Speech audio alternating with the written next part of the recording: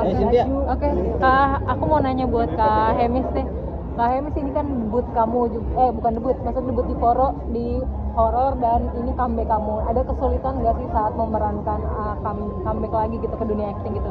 Kesulitan ya mungkin ya lagi pertanyaannya untuk film horor ya ini pertama kali saya main horor, tapi diajak sama teman-teman dan dikasih kebebasan untuk improv, untuk enjoy bagian seninya, dan banyak saya belajar juga dari teman-teman seperti Wulan dan direktur Yani dan Om Pit. Jadi di film ini terus fun karena ya setiap scene itu pasti ada pelajaran yang baru. Gimana Bang, kalau main film horor ketagihan nggak? Karena ini kan baru pertama kali, pasti sensasi baru ngerasain nih.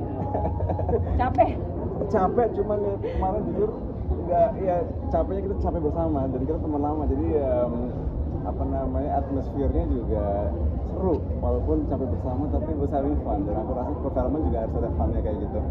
Ada darahnya banyak juga itu sebelumnya kan pasti pernah nemuin di film-film yang kayak Buat aku sih enggak, ini nih madam darah nih.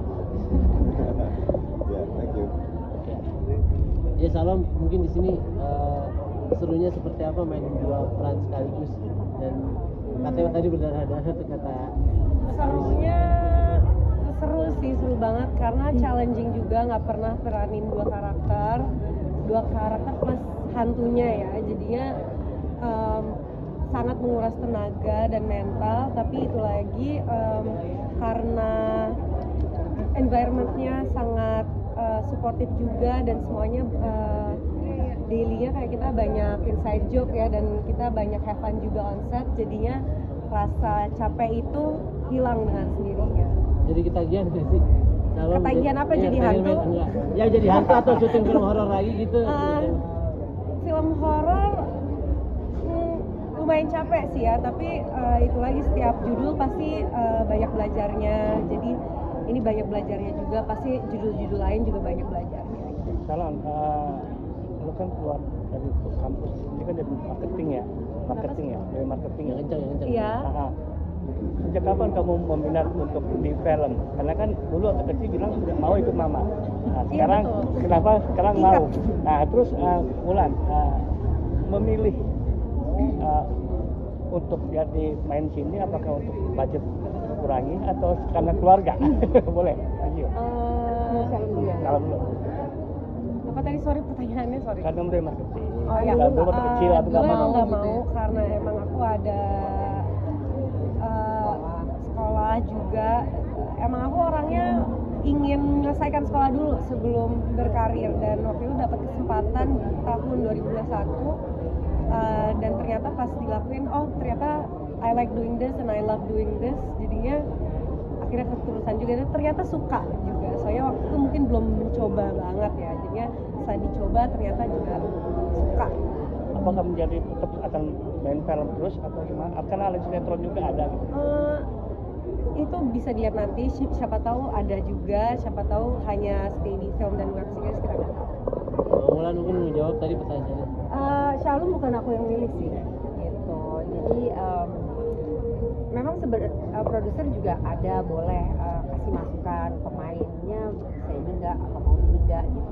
Tetapi kayaknya kalau buat aku, karena kebetulan di sini sutradaranya juga nulis kan, maksudnya ceritanya juga dari dia, pasti dia udah punya bayangan-bayangan, dia ingin dan pingin karakter-karakter yang memerankan itu seperti apa untuk memerankan karakter-karakter yang dia buat gitu kan. Jadi aku meleluasakan Yani untuk memilih gitu. Jadi dia yang casting Shalom dan casting yang lainnya, dan dia yang menentukan gitu. Termasuk saya main di sini gitu, karena saya sebenarnya nggak mau ya pusing kan, orang udah produce this movie, there's a lot of things to do gitu, tapi terus harus main juga gitu. Tapi ya udah, kata dia, aku udah nulis ini dari pertama, ngebayangin si Laila itu muka kakak gitu.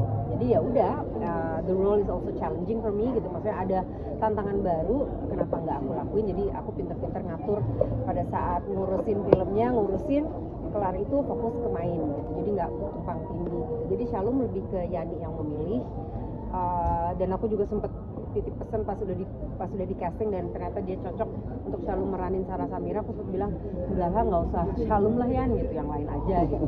Malas aja deh suara-suara sumbang nanti ibunya yang bikin, anaknya yang main kayak gitu. udahlah nggak usah Shalom, ntar ada kesempatan lain di luar, umurnya masih, maksudnya karirnya masih panjang gitu, nggak harus main di film ini gitu. Tapi Yani tetap kekeh, ya udah akhirnya ya udahlah terserah sutradaranya apa yang membuat dia nyaman, ya udah gitu. Tapi melihat Bayar profesional lah gila. Oh, bayar profesional. Bayar profesional. Iya, udah tahu. Melihat aktingnya Shalom sendiri sepertinya menjadikan bibit buat kamu ke depannya bergantikan ibunya atau seperti apa? Yang bisa menilai masyarakat yang menonton, juri-juri festival, FFI dan lain sebagainya, bukan saya yang bisa menilai. Saya sebagai penonton aja mungkin ya. Saya pada saat menonton film Malam Tiga Yasinan kan kebetulan saya udah nonton, saya melihat semua peran-peran nggak cuma Shalom tapi yang diperankan oleh Sena dan juga Hamish itu believable gitu.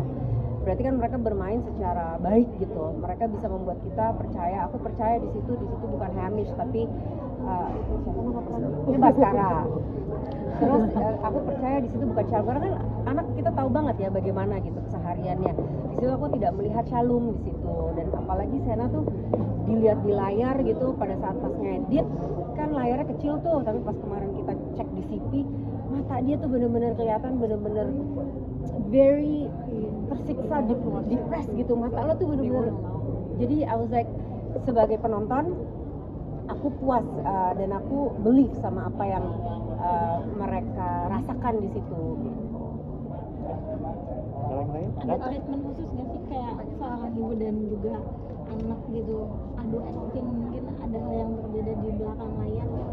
Nggak ada, sama aja sama aku dengan pemain-pemain lainnya gitu kan. Kalau di lapangan aku bukan ibu dia gitu, aku sebagai lawan main dia gitu. Jadi ya kita ngikutin seperti apa sih prosesnya bersama gitu, kayak di produksi-produksi lainnya gitu. Nggak di situ terus jadi kayak ibu dan anak gitu.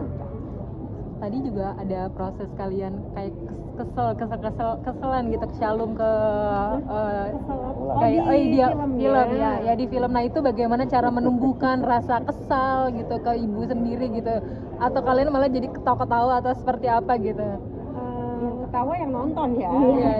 Iya, tapi aku lebih gimana ya kalau lagi udah di set dan udah action udah nggak ada Shalom lagi sih, Kita udah masuk ke peran sih, jadi udah nggak ada rasa Bulan sebagai ibunya Shalom gitu. Paling pas cut langsung kayak gitu banget ngomongnya gitu. Paling habis cut, tapi pas ngelakuin sih udah menjadi Samira. Ya, itu yang saya lihat juga di set, mereka tuh sangat profesional dan bukan mau saling mengecewakan tapi kayak nge-guide dan support, dan itu aku suka banget chemistry mereka berdua on set. Oke. Siapa yang ngomong?